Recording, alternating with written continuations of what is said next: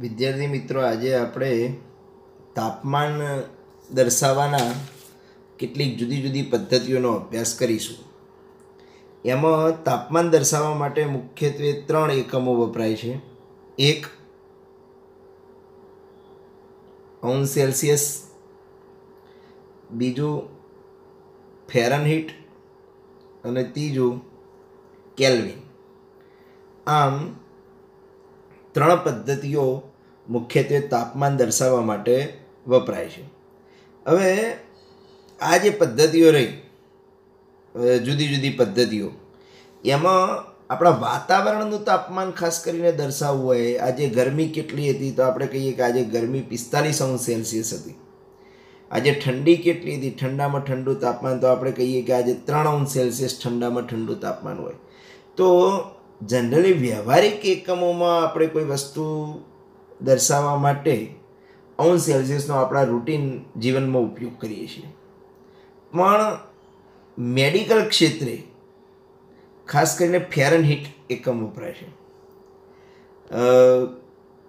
કોઈ વ્યક્તિના શરીરનું તાપમાન કેટલું છે એ શરીરનું તાપમાનને આપણે દર્શાવવું હોય તો આપણે ખાસ કરીને ફેરનહીટ એકમનો ઉપયોગ કરીએ છીએ.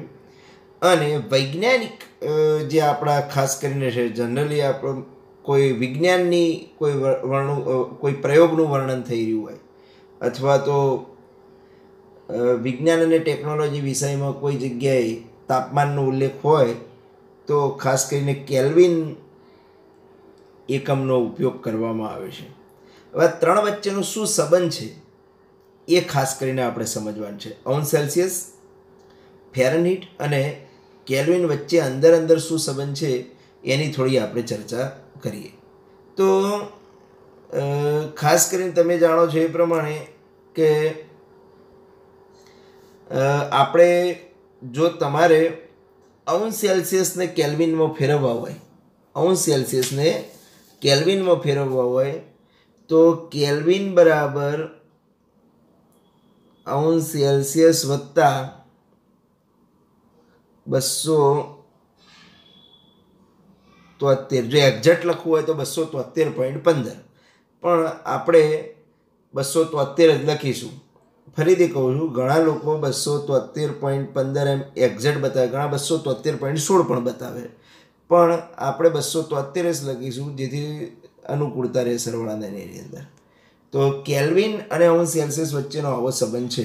કેલ્વિન બરાબર અંશ સેલ્સિયસ વત્તા 273. તો તમને કેલ્વિન આપેલા હોય તો અંશ સેલ્સિયસ મળી જાય, અને અંશ સેલ્સિયસ આપ્યા હોય તો કેલ્વિન મળી જાય. ખાસ કરીને પરીક્ષામાં આ બધા રૂપાંતરણો પૂછાતા હોય છે, અથવા તો દાખલાની અંદર પણ આની જરૂર પડતી હોય છે. તો ધારો કે મને કોઈક એવો દાખલો કે ભાઈ માનવ શરીરનું તાપમાન કેલ્વિનમાં કેટલું, તો માનવ શરીરનું તાપમાન અંશ સેલ્સિયસમાં કેટલું? આપણા શરીરનું તાપમાન જનરલી કેટલું હોય છે? 37 અંશ સેલ્સિયસ હોય છે, બરાબર. તો અહીંયા આપણે લખી શકીએ કે ભાઈ કેલ્વિન શોધવા છે, માનવ શરીરનું તાપમાન કેટલું? 37 અંશ વત્તા શું કરી દેવાનું? 273. તો જે તાપમાન થશે, બરાબર, તો 37 વત્તા તમે 273 કરી દો તો તમને એરિયા કેલ્વિનમાં તાપમાન મળી જાય 273 વત્તા 37 અંશ, એટલે તમારે 310 કેલ્વિન તાપમાન થશે. તો 37 અંશ સેલ્સિયસ બરાબર કેટલા કેલ્વિન? તો 37 અંશ સેલ્સિયસ બરાબર 310 કેલ્વિન થાય. આવું કોઈક આપણને બીજો પણ પ્રશ્ન પૂછી શકે ગમે તે. તો આ રીતે તમે કેલ્વિન અને અંશ સેલ્સિયસ વચ્ચેનો સંબંધ સ્થાપી શકો. ધારો કે આપણે એક બીજો દાખલો લઈએ, બરાબર છે, કે ભાઈ ધારો કે હું પૂછું 20 અંશ સેલ્સિયસ બરાબર ખાલી જગ્યા કેલ્વિન. તો તમારે આના માટે શું કરવું પડે? તો આપણો સંબંધ તો છે જ કે ભાઈ આપણે લખીએ એ પ્રમાણે કેલ્વિન બરાબર અંશ સેલ્સિયસ વત્તા 273.15 અથવા 273. હવે અંશ સેલ્સિયસ કેટલા આવ્યા? 20 વત્તા 273 એટલે જવાબ તમારો થશે 273, 283 અને 293. તો તમારો જવાબ 293 કેલ્વિન થાય. તો 20 બરાબર 293 કેલ્વિન. તો આ રીતે અંશ સેલ્સિયસને કેલ્વિનમાં અને કેલ્વિનને અંશ સેલ્સિયસમાં આપણે રૂપાંતરમાં કરી શકીએ. એ સિવાય ધારો કે કોઈક આવું કહે કે ભાઈ 300 કેલ્વિન બરાબર ખાલી જગ્યા અંશ સેલ્સિયસ, તો તમારે શું કરવું પડે? આપણું જે સૂત્ર તો છે જ કેલ્વિન અને અંશ સેલ્સિયસ વચ્ચેનું. તો કેલ્વિન બરાબર અંશ સેલ્સિયસ વત્તા 273. કેલ્વિન એ તાપમાન દર્શાવવાની એક પદ્ધતિ છે. હવે કેલ્વિન તો આપણને આપેલા છે. કેલ્વિન આપણને કેટલા આપેલા છે ભાઈ? તો કેલ્વિન આપણને અહીંયા આપી દીધા છે 300 અંશ સેલ્સિયસ શોધવાના છે અને વત્તા 273. તો અંશ સેલ્સિયસ બરાબર 300 ઓછા 273 એટલે 27 અંશ સેલ્સિયસ થાય. તો આ રીતે તમે કેલ્વિન અને અંશ સેલ્સિયસ વચ્ચેનો સંબંધ સ્થાપી શકો. હવે એના પછી ફેરનહીટ અને અંશ સેલ્સિયસ વચ્ચેનો સંબંધ શું? આ તો કોના વચ્ચેનો સંબંધ થયો? તો કેલ્વિન અને અંશ સેલ્સિયસ વચ્ચેનો. કેલ્વિનમાંથી અંશ સેલ્સિયસ અને અંશ સેલ્સિયસમાંથી કેલ્વિન તમે કન્વર્ટ કરી શકો. પણ હવે આપણે ફેરનહીટ અને અંશ સેલ્સિયસ વચ્ચેનો સંબંધ લઈએ તો એની વાત કરીએ. તો કોઈ દિવસ અંશ સેલ્સિયસને જ્યારે તમારે ફેરનહીટમાં કન્વર્ટ કરવા હોય તો તમારે સંબંધ આવો થાય, F બરાબર 9/5 અંશ સેલ્સિયસ વત્તા 32. આ એનું સૂત્ર છે. કદાચ કોઈને 9/5 ના લખવા હોય તો આવું લખી શકાય કે ફેરનહીટ બરાબર 9/5 એટલે 1.8 અંશ સેલ્સિયસ વત્તા 32 થાય. એટલે અહીંયા તમે અંશ સેલ્સિયસ જાણતા હોય તો ફેરનહીટ શોધી શકાય અને ફેરનહીટ જાણતા હોય તો અંશ સેલ્સિયસ શોધી શકાય. તો આ બંને સૂત્રોમાંથી કોઈ એક સૂત્ર તમારે યાદ રાખવાના. એ કશું કર્યું નથી. 9/5 એટલે 1.8, તો તમારો દાખલો થોડો સહેલો થઈ જાય. તો ફેરનહીટ બરાબર 9/5 અંશ સેલ્સિયસ વત્તા 32. હવે આ સમીકરણને આપણે આગળ વધારીએ તો એના ઉપરથી એકાદો દાખલો લઈએ. મને કોઈ કહે કે ભાઈ માનવ શરીરનું તાપમાન, આ તો હું જનરલી એક આ તાપમાન પકડી રાખ્યું છે, અથવા તો તમને આવું પૂછે કે ભાઈ 37 અંશ સેલ્સિયસ બરાબર ખાલી જગ્યા ફેરનહીટ થાય. આવો પ્રશ્ન પૂછે.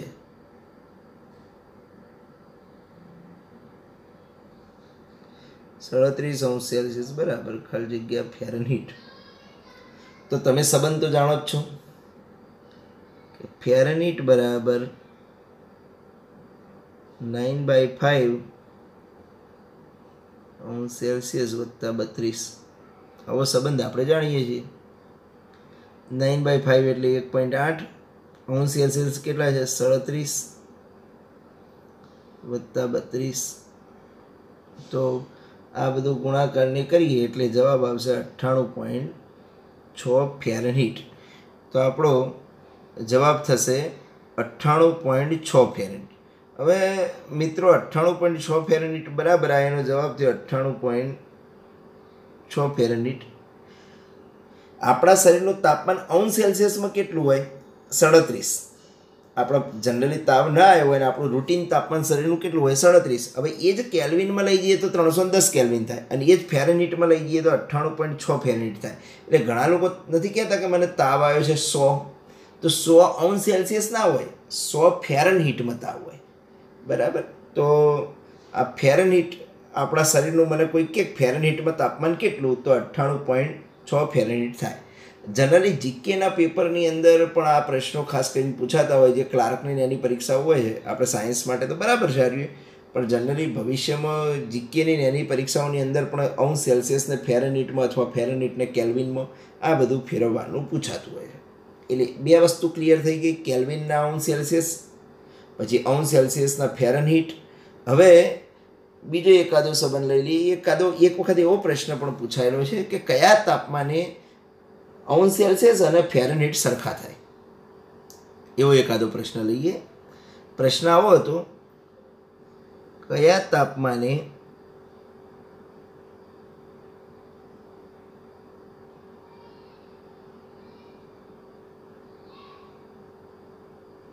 અંશ સેલ્સિયસ અને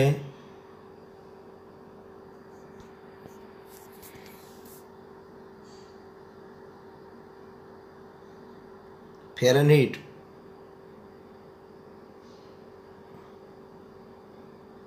સરખા થાય. કયા તાપમાને અંશ સેલ્સિયસ અને ફેરનહીટ સરખા થાય? આવો એક પ્રશ્ન પૂછેલો છે. તો આપણે એવું શોધવાનો પ્રયત્ન કરીએ કે કયા તાપમાને અંશ સેલ્સિયસ અને ફેરનહીટ સરખા થાય. તો જવાબ તો હું તમને પહેલાંથી જ કહી દઉં છું કે જવાબ તો -40°C એવું તાપમાન છે કે જ્યારે અંશ સેલ્સિયસ અને ફેરનહીટ કેવા થશે? સરખા થશે. પણ આપણે ગણીને બતાવી દઈએ. તો આપણું સૂત્ર આવું છે કે ભાઈ ફેરનહીટ બરાબર 1.8 9/5 એટલે 1.8 અંશ સેલ્સિયસ વત્તા 32. આવું આપણું સૂત્ર છે. 1.8 અંશ સેલ્સિયસની જગ્યાએ મૂકી દઉં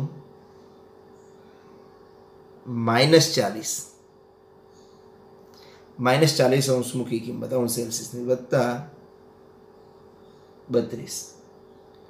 તો -72 વત્તા 32 બરાબર -40 ફેરનહીટ થાય. તો કેટલો ફેરનહીટનું થશે? -40. તો આ એવું તાપમાન થયું કે જ્યારે અંશ સેલ્સિયસ અને ફેરનહીટ કેવા થશે? સરખા થશે. તો આપણે કહી શકીએ કે 40° તાપમાને અંશ સેલ્સિયસ અને ફેરનહીટ બંને કેવા થશે? સરખા થાય. તો આ પણ આપણે જાણી શકીએ. તો મિત્રો ફેરનહીટ અને અંશ સેલ્સિયસ -40° સરખા થાય. આવા જુદા જુદા દાખલા ગણી શકાય. હજી આપણે થોડા 1-2 દાખલા લઈએ. હવે પ્રશ્ન કયો આવે છે કે સેલ્સિયસમાંથી ફેરનહીટ થઈ જાય, સેલ્સિયસમાંથી કેલ્વિન પણ થઈ જાય. પણ ઘણી વખત તમને પ્રશ્ન એવો પૂછે કે ભાઈ કેલ્વિનના ફેરનહીટ કેટલા? તો કેલ્વિનમાંથી ફેરનહીટ સીધા ન શોધી શકાય. એના માટે તમારે પહેલાં કેલ્વિનમાંથી અંશ સેલ્સિયસ લાવવા પડે અને અંશ સેલ્સિયસમાંથી ફેરનહીટ જવું પડે. કારણ કે કેલ્વિન અને ફેરનહીટ વચ્ચેનો કોઈ સીધો સંબંધ નથી. ફરીથી કહું, તમને ઘણી વખત પ્રશ્ન પૂછે કેલ્વિન આપ્યા હોય અને ફેરનહીટ પૂછ્યા હોય, તો આપણા જોડે કેલ્વિન અને ફેરનહીટનો તો કોઈ સીધો સંબંધ જ નથી. એટલા માટે તમારે શું કરવું પડે? તો સૌ પ્રથમ કેલ્વિનના અંશ સેલ્સિયસ બનાવવા પડે અને અંશ સેલ્સિયસ ઉપરથી આપણે ફેરનહીટ શોધી શકીએ. એવો પણ એક દાખલો જોઈએ. તો જુઓ, ધારો કે તમને પૂછ્યું હોય કે ભાઈ 500 કેલ્વિન બરાબર ખાલી જગ્યા ફેરનહીટ, આવો આપણને પ્રશ્ન પૂછ્યો છે. તો તમારી જોડે 2 સંબંધો. કયા 2 સંબંધો? એક તો કેલ્વિન બરાબર અંશ સેલ્સિયસ વત્તા 273 અને બીજો ફેરનહીટ બરાબર 9/5 અંશ સેલ્સિયસ વત્તા 32. આ 2 સંબંધો છે. હવે આ 2 જે સંબંધો મેં તમને બતાવ્યા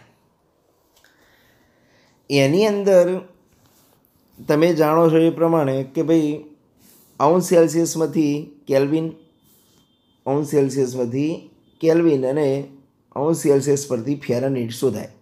પણ કેલ્વિન અને ફેરનહીટ વચ્ચેનો સંબંધની વાત કરીએ આપણે. કોના વચ્ચે? કેલ્વિન અને ફેરનહીટ. તો એવું કોઈ આ બંનેમાંથી એક પણ સૂત્ર નથી. તો તમારે શું કરવું? પ્રથમ કેલ્વિનમાંથી તમારે શું કરવું પડે કે પહેલાં કેલ્વિન ઉપરથી અંશ સેલ્સિયસ શોધી કાઢવા પડે અને એ અંશ સેલ્સિયસની કિંમત અહીંયા મૂકો એટલે તમને શું મળી જશે? ફેરનહીટ મળશે. તો આપણે આ દાખલો જોઈએ. બરાબર.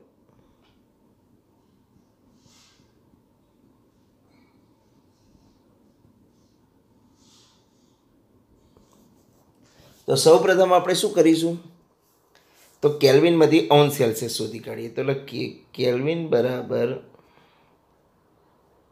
અંશ સેલ્સિયસ વત્તા 273. હવે આપણા કેલ્વિન કેટલા છે, તો 500 બરાબર અંશ સેલ્સિયસ વત્તા 273. તો અંશ સેલ્સિયસ બરાબર આપણા જોડે કિંમત થાય 500માંથી 273 બાદ કરીએ એટલે 227. આ આપણને શું મળ્યું, અંશ સેલ્સિયસ મળ્યા. હવે આપણે દાખલાને આગળ વધારીએ. તો આપણે તો શોધવા હતા ફેરનહીટ, આપણે તો કેલ્વિનમાંથી શું લાવ્યા, અંશ સેલ્સિયસ. તો હવે શું કરીશું, ફેરનહીટ બરાબર 9/5 એટલે 1.8 અંશ સેલ્સિયસ વત્તા 32. આવો સંબંધ છે, આપણે જાણીએ છીએ. બરાબર 1.8 અંશ સેલ્સિયસની કિંમત મૂકી દો 227 વત્તા 32. આ બધું સાદુરૂપ આપતા અહીંયા મૂલ્ય મળશે 408.6 વત્તા 32 બરાબર 440.6. આવું મૂલ્ય થાય. તો આપણે આ 440.6 ફેરનહીટ આવ્યા. બરાબર, તો આ રીતે આપણે દર્શાવી શકીએ. તો આ આપણે તાપમાનના 3 એકમો વચ્ચેનો સંબંધ જોઈ ગયા. તો મિત્રો આ જ રીતે આપણે હવે મોલ કોન્સેપ્ટ ઉપર જઈશું અને મોલ કોન્સેપ્ટની વાત કરીએ.